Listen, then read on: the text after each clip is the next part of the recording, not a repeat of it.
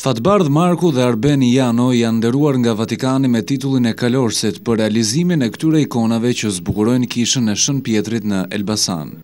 Për 4 vjet me radhë që nga viti 1994, dy piktorët i dhanë jetë këtij kulti të ndërtuar nga arbreshët e Italisë rreth 80 vjet më parë dhe të shkatruar gjatë diktaturës komuniste.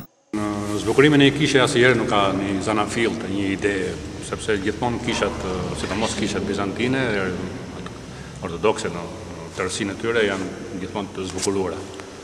Në këto janë zbukuruar në kuptimin e hymneve që i krijon Zotit sipas kanoneve dhe Krishtit.